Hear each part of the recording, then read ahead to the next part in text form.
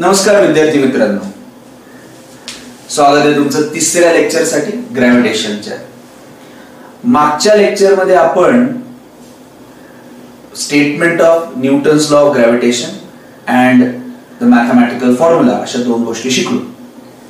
तर स्टेटमेंट एकदम सोपं आहे की if there are two masses m1 and m2 separated by a small distance d, they will always attract each other. If there are two masses m1 and m2 separated by a distance d, they will attract each other by force F. m2 पण attract होईल by force F आणि m1 पण attract होईल by force F towards each other. हा इकडे खेचला जाईल, हा इकडे खेचला जाईल.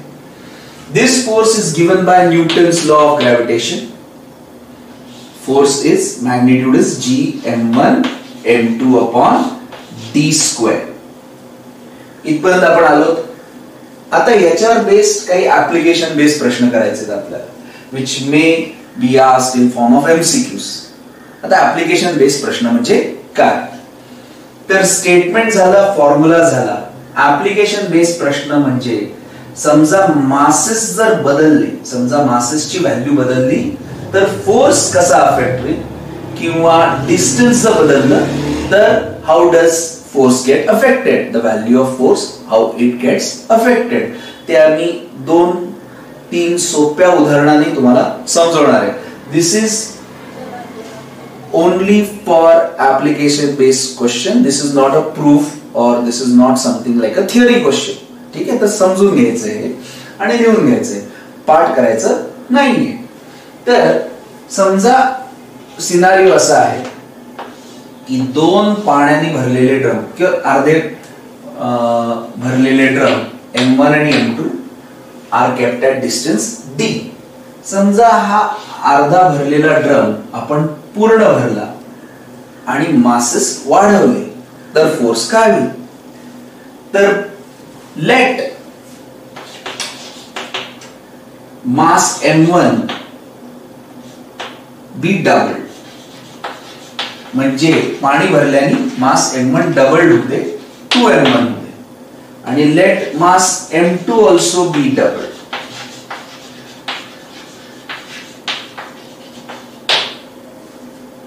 तर m2 डबल होऊन 2m2 झाला। तर नवीन फोर्स काय असेल? What will be the new force? हा प्रश्न आहे। तर मी परत डायग्राम काढतो। m1 डबल झाला तर तो मोठा दाखवावा लागेल, m2 डबल झाला तर तो मोठा दाखवावा लागेल, आणि दोघांमधलं अंतर बदलतंय का? नाही। So now this is the new situation. पाणी याच्यामध्ये आणि याच्यामध्ये भरल्यामुळे मासेस वाढलेले आहेत। What will be the force? Let the force of attraction between them be F dash.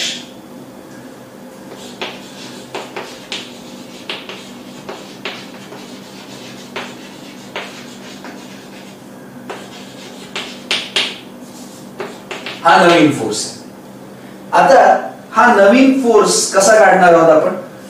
तर नवीन force F dash is G, so obviously constant।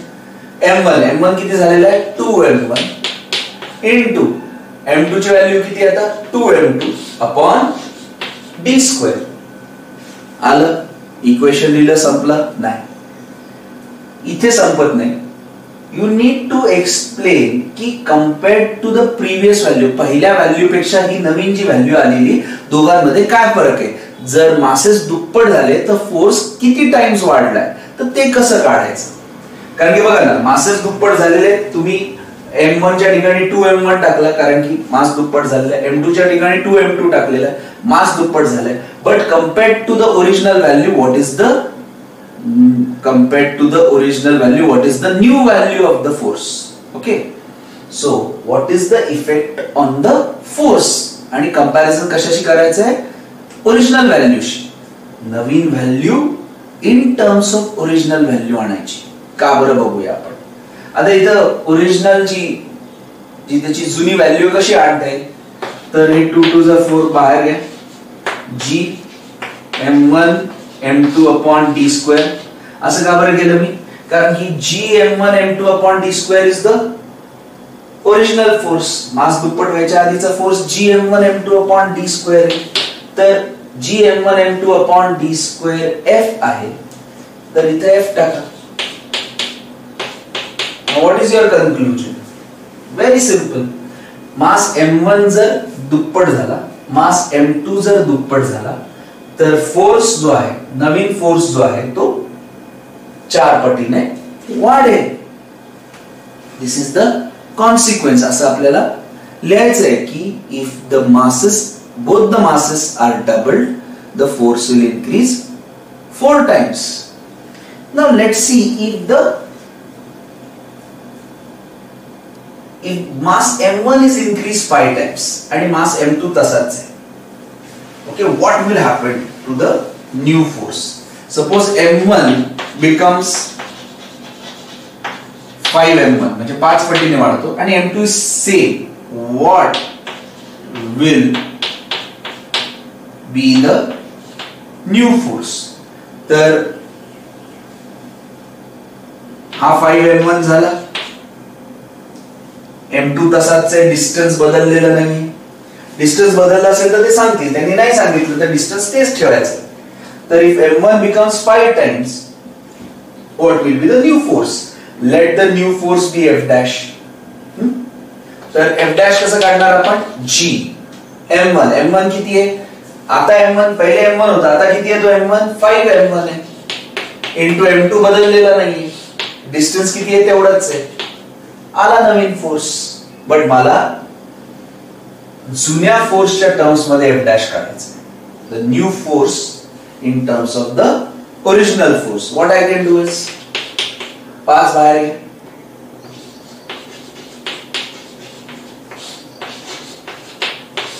मागच्या सारखंच gm1 m2 काय मुलांना? What is gm1 m2? It is original force. So if m1 becomes 5 times, the force also becomes 5 times.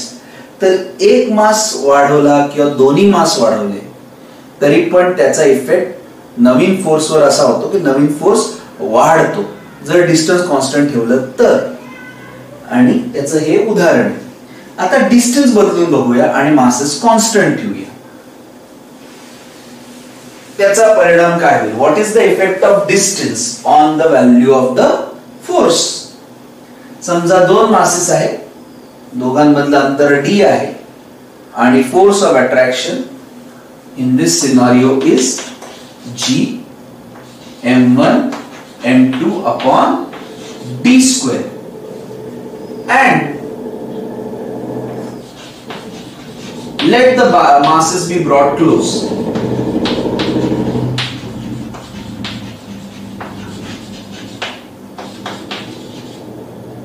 And new distance be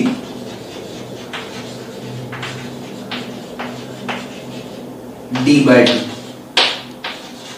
By what factor?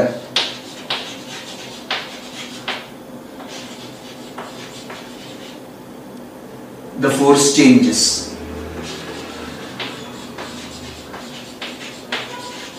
Okay. आता दोन masses आहेत m1 आणि m2.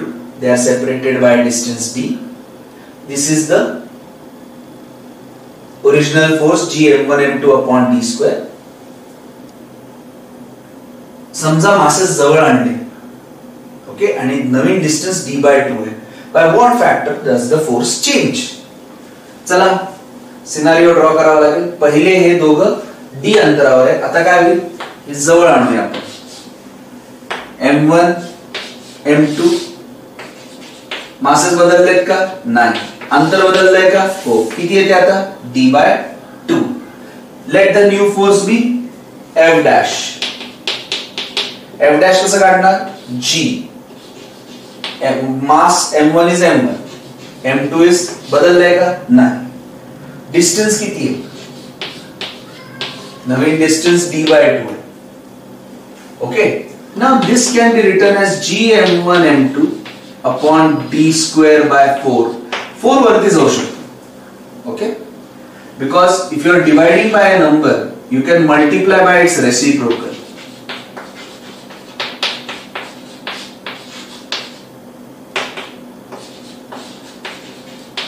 मागच्या वेळेस सारखं gm1 m2 आणि d square एका बाजूला आणि तो कॉन्स्टंट बाहेर काढा. What do you see? नवीन force is 4 times the original force. नवीन force is 4 times the original force. याचा अर्थ मासेस वाढवल्याने फोर्स वाढतो, डिस्टन्स कमी केल्याने फोर्स वाढतो. आता तुम्ही होमवर्क म्हणून हे ट्राय करा की if both the masses are increased 5 times, by how much does the force change? आणि सेकंड प्रश्न हा वेगळा प्रश्न आहे. if two masses are separated by a distance d, m1 and m2, and the distance between them is increased to 2d, what is the new force? हे दोन्ही तिन्ही प्रश्न तुम्ही स्वतः सोडवा आणि you will be able to practice and understand this. तर याचे उत्तर मी नेक्स्ट लेक्चर मध्ये देईल तुम्हाला.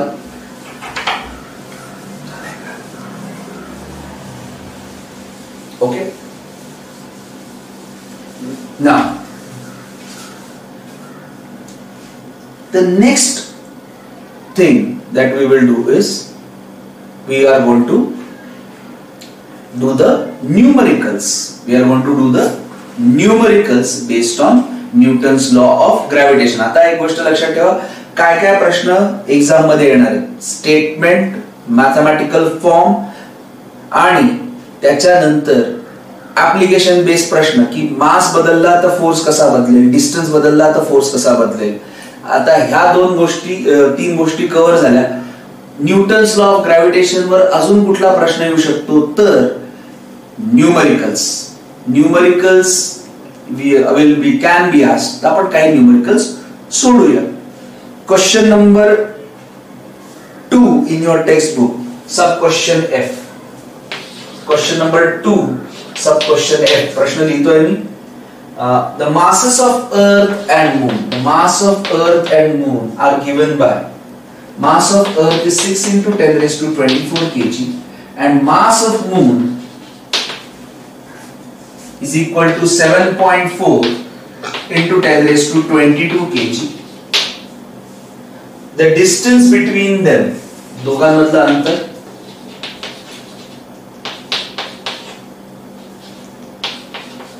and G is given by 6.7 into 10 raised to minus 11 Newton meter square kg square. प्रश्न वाचतोय मी. पुस्तक जर समोर असेल तर वाचा, डेटा लिहा आणि सोडूया आपण एकत्र. The masses of Earth and Moon are 6 into 10 raised to 24 and 7.4 into 10 raised to 22 kg. दोघांचं युनिट दिलेलं आहे. The distance between them is 3.84 into 10 raised to 5. Calculate the gravitational force of attraction between them. G ची value दिली. तर सर्वात पहिले data द्या. एक छोटा डायग्राम काढला तरी चालेल. दिस इज मून. अर्थचा मास आहे दिलेला आहे, मूनचा मास दिलेला आहे, दोघांमधलं अंतर देखील दिलेलं आहे आपल्याला.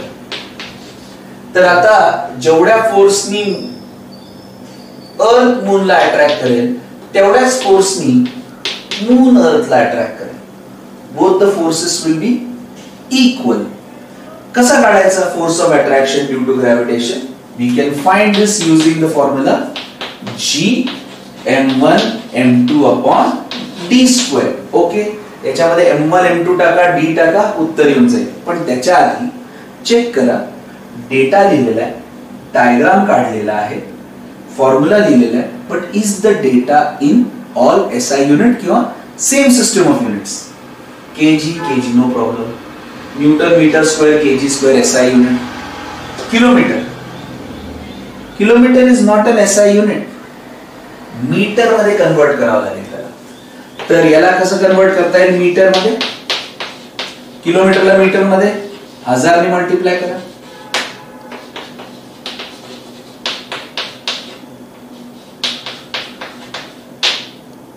दिस is 3.84 into 10 raised to 8 metre.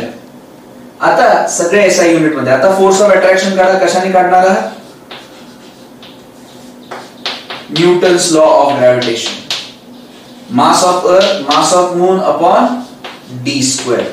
g substitute करा. 6.7 into 10 raised to -11 into 6 into 10 raised to 24. Mass of moon substitute करा. किती येतो?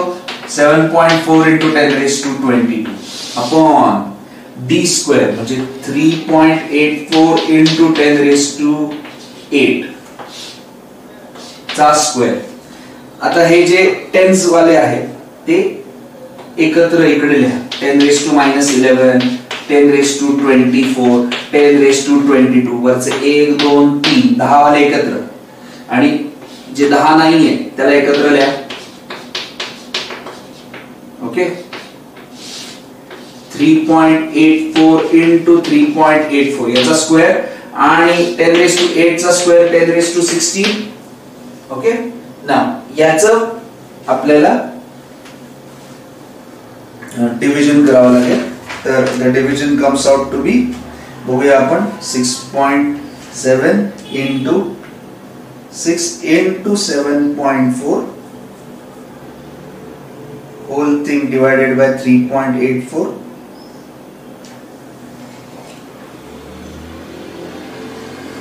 ओके. तर हे याचं उत्तर येईल अप्रॉक्सिमेटली 20.17 into, आता याची बेरीज करूया, -11 24 22.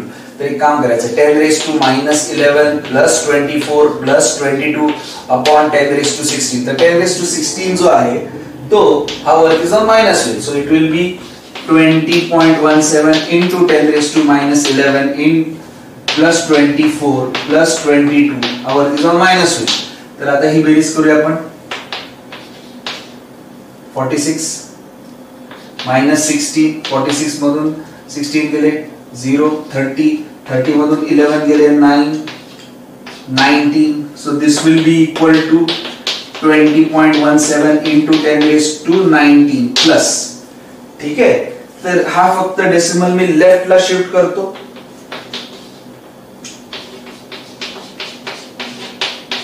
लेफ्ट ला शिफ्ट केलं तर 10 raised to 1 नी मल्टीप्लाय करावं लागेल. 2 into 10 raised to 20. This will be the force, Newton. Now कुणावर फोर्स आहे हा? अर्थ वर पण आहे आणि मून वर पण आहे. Now you would say कि अर्थ के ऊपर इतना फोर्स है 10 raised to 20, तो why is earth not moving towards the moon? There are two reasons for it. एक म्हणजे हा फोर्स sufficient नाहीये to cause the earth to move. अर्थला त्याच्यापेक्षा जास्त फोर्स लागेल to move it. कसं काय कळलंय मला?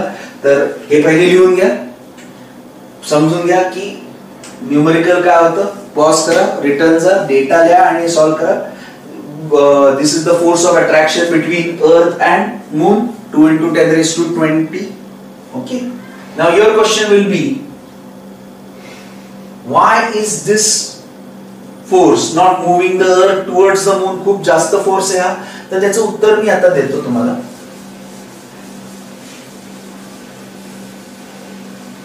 फोर्स हा जास्त किंवा कमी असेल तर that doesn't decide if there is going to be a movement. तुमच्यावर फोर्स लागला तर याचा अर्थ तुम्ही मूवच कराल असं नाही.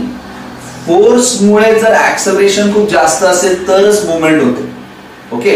Suppose I try to move a truck. Am I applying force on the truck? Yes. But will the truck move? समजा स्टेशनरी ट्रक आहे आणि I apply force on it. एक थांबलेली ट्रक आहे, मी त्याला धक्का मारतो, हलेल का ती ट्रक? नाही. मी फोर्स लावतोय पण देयर इज नो मूवमेंट. याचा अर्थ काय? तर माझा फोर्स 0 आहे का? नाही, तो तर आहे. मग मूवमेंट का नाही होते? कारण की माझा फोर्स खूप कमी आहे, अतिशय कमी आहे. त्यामुळे ट्रकची मूवमेंट होत नाहीये. तसाच काहीचा प्रकार इथे घडतोय. हे बघा, अर्थचा मास आहे 6 into 10 raised to 24.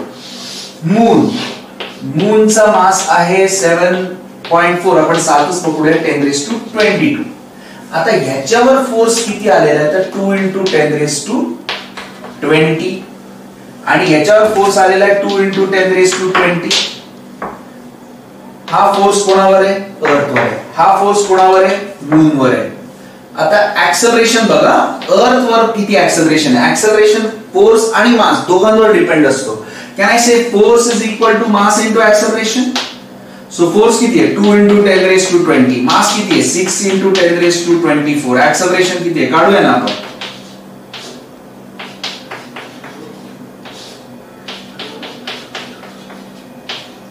So 1/3 into 10 raised to -4 म्हणजे 0.333 into 10 raised to -4, 3.3 into 10 raised to -5. हा खूपच कमी ऍक्सेलरेशन आहे.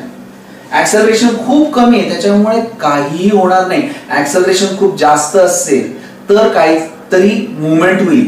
तर 10 raised to -5 म्हणजे खूपच कमी ऍक्सेलरेशन आहे. आता त्या मानाने फोर्स ऑन मून बघूया आणि ऍक्सेलरेशन बघूया. Force is equal to mass into acceleration. How much is the force on moon? How much is the mass of moon? 7 घेऊया आपण approximately.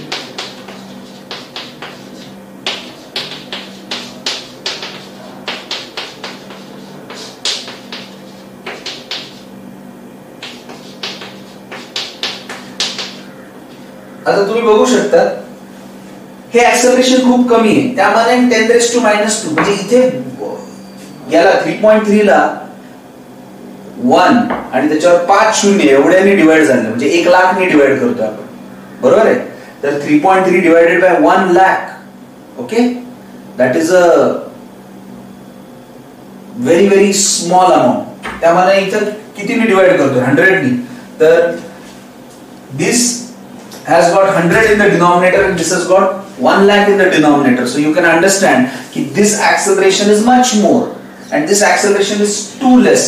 So acceleration produced in Earth is very very small. Acceleration produced by Moon's force is very very small. त्याच्यामुळे Earth will not suddenly move towards the Moon. आणि दुसरी गोष्ट, Earthला दुसरीकडून सनचा force आहे, त्यामुळे तो ओव्हरकम नाही होणार आहे. ठीक आहे. तर या दोन गोष्टींमुळे जरी मूनचं अट्रॅक्शन आहे अर्थवर, तरी पण अर्थ मूनकडे सरकणार नाही, कारण की अर्थला दुसरीकडून सन खेचून धरतो. आणि दुसरी गोष्ट, मूनचा force does not cause enough acceleration, पण मूनचा force can cause the sea waves, the समुद्राच्या लाटा खेचल्या जाऊ शकतात. So we all know that. Obviously we are not going to go into that. आपण याच्यामध्ये जाणार नाही आहोत. आपण दुसरं न्यूमेरिकल घेऊया आणि दुसरं न्यूमेरिकल आहे 2FG. सेकंड क्वेश्चनचा जी पार्ट. जी पार्ट काढूया आपण ना. त्याच्यामध्ये काय दिलेलं आहे? The mass of Earth is 6 into 10 raised to 24. Distance between Earth and Sun दिलेलं आहे.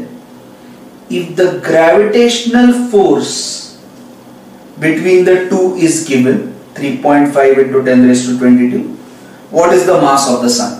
मी परत एकदा प्रश्न वाचतो. The mass of Earth directly data स्वरूपात लिहिणार आहे.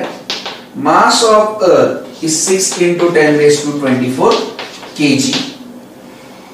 Distance between the Earth and the Sun is 3.5 into 10 raised to 1.5 into 10 raised to 11 meter. Metre मध्ये दिलेलं आहे.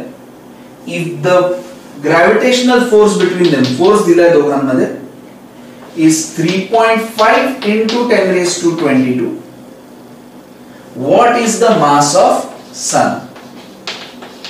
G दिलेला आहे 6.7 into 10 raised to -11 Newton meter square per kg square. First thing you check is everything in SI unit? Yes, kg, meter, this is Newton, so this is also SI unit. हे पण SI unit मध्ये. काय दिलं? एक छोटासा diagram काढायचा. This is Sun, this is Earth. दोघांमधला distance दिलेला आहे. Mass of sun question mark आहे, मास ऑफ अर्थ दिलेला आहे आणि काय दिलेलं आहे? फोर्स. फोर्स दिलेला आहे, तर फोर्स वरून मास काढायचा आहे. कुठला फोर्स दिलाय? Gravitational force of attraction, which is the formula F is equal to G. Mass कोणामध्ये अट्रॅक्शन आहे? सन, मास ऑफ सन, आणि कोण आहे? मास ऑफ अर्थ divided by distance between them. काढायचं काय? F दिलेला आहे, G दिलेला आहे, D दिलेला आहे. दिस इज टू बी फाउंड. जे काढायचं त्याला एके ठिकाणी ठेवा, बाकीचं सगळं तिकडे शिफ्ट करा. FD square upon G into mass of earth is equal to mass of sun. थोडस लेफ्ट आणि लेफ्ट राइट आपण इंटरचेंज करूया. Mass of sun is equal to FD square G into M. चला सबस्टिट्यूट करूया values. Mass of sun is equal to force. Force किती दिलेला आहे? 3.5 into 10 raised to plus 22. बरोबर आहे का? 3.5 into 10 raised to 22 बरोबर आहे. डिस्टन्स किती दिले? 1.5 into 10 raised to 11 d square म्हणजे स्क्वेअर येईल, divided by G 6.7 into 10 raised to -11. Mass of अर्थ 6 into 10 raised to 24. चला मागच्या वेळेस जसं केलं होतं तसंच 10 वाले नंबर एकीकडे घ्या. 3.5 दीड गुणिले दीड 10 raised to 22 10 raised to 11 चा स्क्वेअर. याला दोनदा मल्टिप्लाय केलं, याला दोनदा मल्टिप्लाय केलं तर काय होईल? 10 raised to 22 येईल. 6.7 याला एकीकडे घेतलं, 6 into 10 raised to -11 into 10 raised to 24.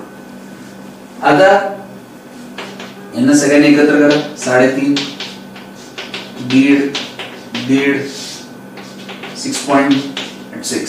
Okay, आता हे येईल 10 raised to 44 upon 10 raised to, हे सबट्रॅक्ट होतील की नाही? 3 13. बरोबर आहे? चेक केलं? हा वरती जाऊन मायनस होईल. याला आपण अप्रॉक्सिमेटली काढू शकतो. 3.5 ला 7/2 3/2 3/2 6.7 into 6. याला अप्रॉक्सिमेटली तुम्ही कॅल्क्युलेट करू शकता. So this will come out to be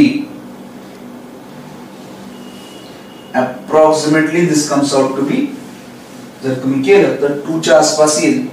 जर हे प्रश्न केला कॅल्क्युलेशन तर this will come out to be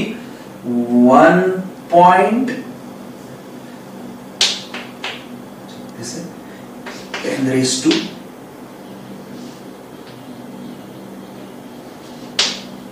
31. साधारण is 0.196. So this comes out to be 1.96 into 10 raised to 30 kg. This is the mass of the sun. मुलांनो, आपण या session मध्ये न्यूमरिकल्स आणि ऍप्लिकेशन बेस्ड प्रश्न केले. आय होप तुम्हाला हे प्रश्न सोडवता येत असतील. न बघता एकदा सोडून बघा आणि न्यूमरिकल्स व्यवस्थित करून घ्या. जर तुम्हाला हा लेक्चर आवडला असेल तर लाईक करायला विसरू नका. Thank you very much.